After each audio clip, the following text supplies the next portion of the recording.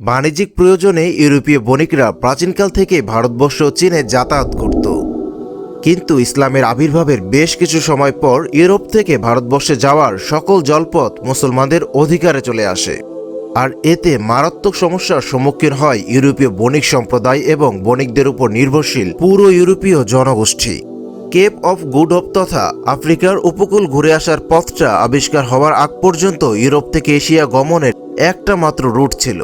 আর সেই রুটটার মধ্যে ছিল তিনটা বৃহৎ সাগর, এক ভূমধ্য সাগর, দুই লোহিত সাগর, তিন ভারত মহাসাগরের অন্তর্গত আরব সাগর।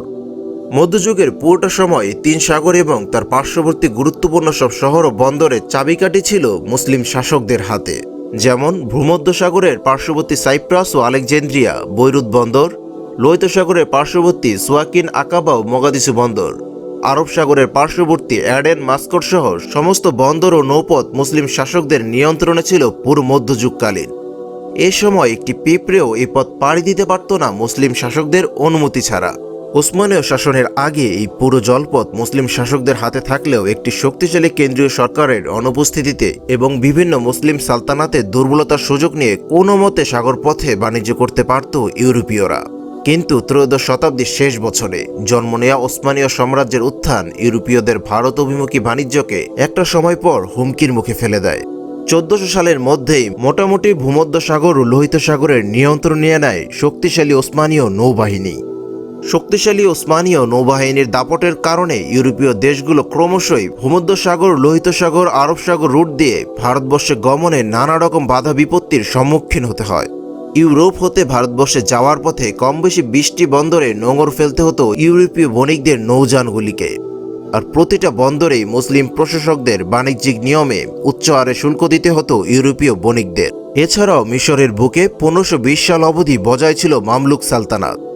মামলুক ও ওসমানীয়দের পারস্পরিক সদ্ভাব ছিল না। এতে দেখা যেত একই জাহাজ থেকে একবার ট্যাক্স নিত ওসমানীয়রা, আরেকবার নিত মামলুকেরা। এতে করে ইউরোপীয়দের বাণিজ্য মুনাফা কমে আসে। উচ্চ শুল্কের পাশাপাশি ওসমানীয় নৌবাহিনীর ঘন ঘন চেকিংয়ের কারণে ইউরোপীয় বণিকদের জন্য এই রুটটি ব্যয়বহুল হয়ে পড়ে। অপরদিকে ভারতবর্ষের সাথে বাণিজ্য করাটাও অপরিহার্য ছিল ইউরোপীয়দের জন্য। ইউরোপে পশুর মাংস খাদ্য হিসেবে সংরক্ষণের কাজে লবণ, জায়ফল এবং লবঙ্গ জাতীয় প্রচুর মশলার দরকার পড়ত, কেননা তখনও রেফ্রিজারেটর আবিষ্কার হয়নি। মশলার খনি ভারতবর্ষের সাথে যে কোনো উপায়ে যোগাযোগ রাখতে হতো ইউরোপীয়দের। যদিও মশলার আসল আবাদ ছিল ইন্দোনেশিয়াতে, কিন্তু আরব ও ভারতীয় বণিকরা ইন্দোনেশিয়া হতে এই মশলা ভারতবর্ষে এনে ইউরোপীয়দের কাছে বিক্রি করত। এতে ইউরোপীয়রা মনে করত সব মশলাই ভারতের। আবার এদিকে এড়াতে হবে ভূমধ্য সাগর, লোহিত সাগর, আরব সাগরের ওসমানীয় প্রভাবিত সমুদ্র সীমা। কথায় আছে প্রয়োজনীয়তাই উদ্ভাবের জনক। ইউরোপীয় বণিকরা ভারতবর্ষের সাথে নতুন বাণিজ্য রুট খোঁজার জন্য তাই উঠে পড়ে নেমে পড়লেন। আফ্রিকাকে পাশে রেখে আটলান্টিকের বুক চিরে নেমে পড়ল সহস্র ইউরোপীয় রণতরী। লক্ষ্য পূর্ব দিকে অবস্থিত ভারতবর্ষে পৌঁছা, যেথায় তাদের জন্য অপেক্ষা করছে রাশি রাশি মণিমুক্ত। ভারতবর্ষ গমনের সমুদ্র রুট আবিষ্কার করতে গিয়ে 1492 সালে কিং ফার্ডিনান্ড এবং রানী ইসাবেলার পৃষ্ঠপোষকতায় স্প্যানিশ মুর মুসলমানদের সহায়তায় ক্রিস্টোফার কলম্বাস পৌঁছে যান আমেরিকা মহাদেশে। আমেরিকায় নামার পর কলম্বাস মনে করেন তিনি ভারতীয় দ্বীপপুঞ্জেই এসেছেন, আর তাই তিনি অঞ্চলটির নাম দেন ওয়েস্ট ইন্ডিজ। অবশ্য পরে কলম্বাস তার ভুল বুঝেন এবং ভুল অভিযান পরিচালনার জন্য বাকি জীবন তাকে চারিদিক থেকে ভৎসনা শুনতে হয়। যদিও পরবর্তীতে স্পেনের জন্য আমেরিকা আশীর্বাদ হয়ে ওঠে। স্প্যানিশরা পশ্চিম বরাবর অভিযান পরিচালনা করে ভারতবর্ষের নৌ রুট আবিষ্কারে ব্যর্থ হলেও ঠিক একই সময়ে আফ্রিকাকে পাশে রেখে দক্ষিণ বরাবর নৌ অভিযান পরিচালনা করে সফলতার মুখ দেখে পর্তুগিজ নাবিকরা। বলে রাখা ভালো, 1450 সালের পর থেকেই পর্তুগিজরা আফ্রিকার পশ্চিম উপকূল বরাবর নৌ রুটের অনুসন্ধান কাজ শুরু করে। তারা এ সময় অনুসন্ধান কার্যের সুবিধার জন্য পশ্চিম আফ্রিকার বিভিন্ন অঞ্চলে বাণিজ্য কুঠি স্থাপন করে। পাশাপাশি তার পশ্চিম আফ্রিকার অভ্যন্তরে মরুভূমির মধ্য দিয়ে ট্রান্স সাহারান বাণিজ্য রুট দিয়ে স্বর্ণ ও আফ্রিকান দাস ব্যবসা শুরু করে। পঞ্চদশ শতকের শেষ কয়েক দশক ধরে ধারাবাহিক পর্তুগিজ অভিযান চলতে থাকে পশ্চিম আফ্রিকা থেকে ভারতবর্ষে যাওয়ার রুট অনুসন্ধানে। এমন একটি অভিযানে ডায়াগো কায়ো নামক এক পর্তুগিজ নাবিক 1483 সালে কঙ্গো নদীর মুখ অতিক্রম করেন। কঙ্গো নদী যদিও আফ্রিকার সর্বদক্ষিণ প্রান্ত নয়, কিন্তু এর আগে এতদূর অবধি কোনো ইউরোপীয় নাবিক পৌঁছাতে সক্ষম না হওয়ায় এই আবিষ্কারের গুরুত্ব ছিল অপরিসীম। এরপর 1486 সালে আফ্রিকার সর্বদক্ষিণ অঞ্চল অতিক্রম করে বার্থোলোমু ডায়াস নামক এক পর্তুগিজ নাবিক। তিনিই প্রথম ইউরোপিয়ান যিনি আফ্রিকার দক্ষিণ অঞ্চলে ভ্রমণ করেন। তিনি 1488 সালে মোসেল বে নামক স্থানে পৌঁছান এবং সেখান থেকে পর্তুগালে ফেরার পথে প্রথমবারের মতো কেপ উপদ্বীপটি দেখেন। উল্লেখ্য, কেপ উপদ্বীপটি আফ্রিকার সর্বদক্ষিণ অঞ্চল। তবে ডায়াসের জাহাজগুলি কেপ উপদ্বীপে এসে খারাপ আবহাওয়ার কারণে নষ্ট হয়ে পড়ায় ডায়াসকে নানাবিক দুর্ভোগে পড়তে হয়। এজন্য নাবিক ডায়াস এই অঞ্চলটির নামকরণ করেন কেপ অফ স্ট্রমস। কিন্তু সাধারণ জনগণের জন্য যা দুর্ভোগ, রাজা বাদশাদের জন্য তা হলো খুশি ও আনন্দের খবর। পর্তুগালের রাজা দ্বিতীয় জন যখন নাবিক ডায়াসের দক্ষিণ আফ্রিকার শেষ প্রান্ত আবিষ্কারের খবর শোনেন, তিনি তখন খুব খুশি হন। আর তাই তিনি নাবিক ডায়াস কর্তৃক নামকরণকৃত অঞ্চলটির নাম কেপ অফ স্ট্রমস থেকে পরিবর্তন করে কেপ অফ গুড হোপ নামকরণ করেন। অবশেষে সফলতা।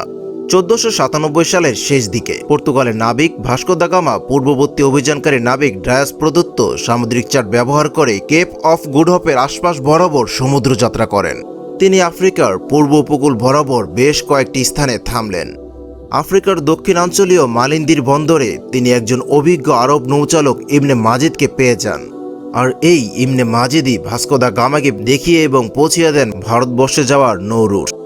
আরব নাবিক মাজিদের সহায়তায় 1498 সালের 20 মে ভারতবর্ষের কালিকট বন্দরে এসে পৌঁছায় মিস্টার ভাস্কো দা গামা।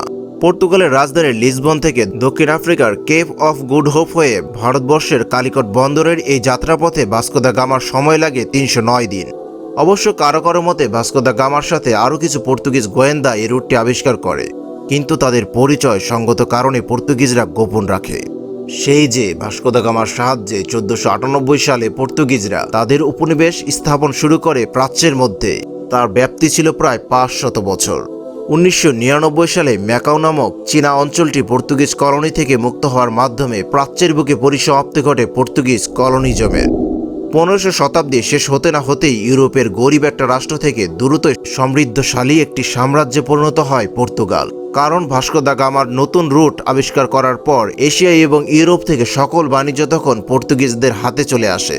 আগে এই রুটটির একচ্ছত্র নিয়ন্ত্রণ ছিল আরব বণিকদের হাতে, কিন্তু ভূমধ্যসাগর এবং লোহিত সাগরকে পাশ কাটিয়ে নব আবিষ্কৃত আফ্রিকার দক্ষিণ উপকূলীয় রুটে পর্তুগিজ আধিপত্যকে চ্যালেঞ্জ জানানোর শক্তি আরবদের ছিল না। ভারত মহাসাগরের বাণিজ্যে পর্তুগিজদের এই একক মনোপলি প্রায় 100 বছর বজায় ছিল। এরপরে অন্যান্য ইউরোপীয় শক্তি এসে এতে ভাগ বসায়। অবশ্যই এরই আগে পর্তুগিজরা যথেষ্ট আয় করতে সক্ষম হয় এই রুটের বাণিজ্য নিয়ন্ত্রণ করে। যেমন ভাস্কো দা গামা তার প্রথমবারে বাণিজ্য যাত্রায় যত টাকা ইনভেস্ট করেছিলেন তার 16 গুণ আয় তিনি করেন বাণিজ্যের মাধ্যমে। দিক বিদিক সমুদ্র জয়ের সেই ইউরোপীয় রেনেসাতে যে শুধু কলম্বাস অথবা ভাস্কো দা গামার মতো গুটি কয়েক নাবিক অভিযান পরিচালনা করেন তা নয়, বরং ইউরোপের প্রতিটি দেশ থেকে ঝাঁকে ঝাঁকে নাবিক ছুটতে থাকে আটলান্টিকের জলরাশি ভেদ করে। ব্রিটিশ রাজা সপ্তম হেনরি নাবিক জন কেপ্টকে পার্শ্বের দিকে যাওয়ার জন্য রুট আবিষ্কার করার দায়িত্ব দেন। বিখ্যাত এই নাবিক 1497 সালে নিউ ফাইন্ডল্যান্ড এবং নোভা স্কটিয়া জয় করেন। এর প্রায় একই সময়ে 1497 সালে আমেরিগো ভেসপুচি আবিষ্কার করেন তার ভাষায় একটি নতুন ওয়ার্ল্ড, যা মূলত বর্তমান সাউথ আমেরিকাকে নির্দেশ করে। চারিদিক হতে ইউরোপীয় বণিকদের এই নব ভূখণ্ড আবিষ্কার মূলত ইউরোপকে ষোড়শ ও সপ্তদশ শতাব্দী জুড়ে নব উপনিবেশ স্থাপনে সহায়তা করে। তবে এশিয়া এবং আফ্রিকার উপকূল এবং সমুদ্রপথে পুরো ষোড়শ শতাব্দী 1501 থেকে 1600 সাল জুড়ে পর্তুগিজদেরই একাধিপত্য বজায় ছিল। অন্যান্য ইউরোপীয় দেশগুলো আসার আগ পর্যন্ত পর্তুগিজরা একচাটিয়া এই সমুদ্রপথের নিয়ন্ত্রণকারী ছিল। ভারতবর্ষে পর্তুগিজ তাণ্ডব। ভাস্কো দা গামার ভারতবর্ষে আগমনের পরপরই 1500 সালে আরেক পর্তুগিজ নাবিক পেড্রো আলভারেস কাব্রাল আগমন করেন ভারতবর্ষের দক্ষিণের মালাবার উপকূলীয় কালিকট বন্দরে। কিন্তু স্থানীয় আরব ব্যবসায়ীরা পূর্ব থেকেই পর্তুগিজদের দস্যুবৃত্তি মনোভাব সম্পর্কে অবগত হওয়ায় সেখানকার রাজাকে অনুরোধ করে পর্তুগিজদের বাণিজ্য করা অনুমতি না দিতে। কিন্তু কালিকট অঞ্চলের তৎকালীন রাজা জামেরিন শোনেননি আরব বণিকদের সতর্কবার্তা। তিনি বাণিজ্য করার অনুমতি দান করেন পর্তুগিজদের। বছর না ঘুরতেই পর্তুগিজ নাবিক ও বণিকদের কার্যক্রমে বিরক্ত হয়ে ওঠে স্থানীয় অধিবাসীরা। আর তাই স্থানীয় মানুষের দাবির প্রেক্ষিতে কালিকটের রাজাও পর্তুগিজদের চলে যাবার নির্দেশ দান করে। এভাবে বিতাড়িত করায় ক্ষিপ্ত হয়ে পর্তুগিজরা ভারত মহাসাগরের কিছু আরব জাহাজে আক্রমণ চালায় এবং 600 জনকে হত্যা করে। পর্তুগিজদের এমন আচরণ স্থানীয় মানুষকে করে তোলে বিক্ষুব্ধ, আর তারা বোঝে এই অপশক্তি সহজে বিতাড়িত হবার নয়। পর্তুগিজদের সবচেয়ে নৃশংসতম হত্যাযজ্ঞ সংঘটিত হয় 1502 সালে। ভাস্কো দা গামার নেতৃত্বে ভারত মহাসাগরে মক্কাগামী প্রায় 250 মুসলিম পুণ্যার্থীকে হত্যা করে পর্তুগিজরা। এভাবে প্রতিনিয়ত লুটতরাজ এবং হত্যাযজ্ঞ চালানোর মধ্য দিয়ে ভারতীয় উপকূলে ত্রাসে পরিণত হয় পর্তুগিজ যোদ্ধারা। পর্তুগিজদের দ্বারা হজযাত্রীদের ডুবিয়ে মারা আরব ভারতীয় জলপথে লুটতরাজ বজায় রাখার খবরে উদ্বিগ্ন হয়ে ওঠে সে সময়কার মক্কা মদিনার রক্ষক মামলুক শাসকেরা। পর্তুগিজদের হাত থেকে ভারতবর্ষের মানুষদের বাঁচাতে এবং ভারত আরব বাণিজ্য রুট নিরাপদ করতে সে সময়কার মিশর শাসনকারী মামলুকরা নড়েচড়ে বসে।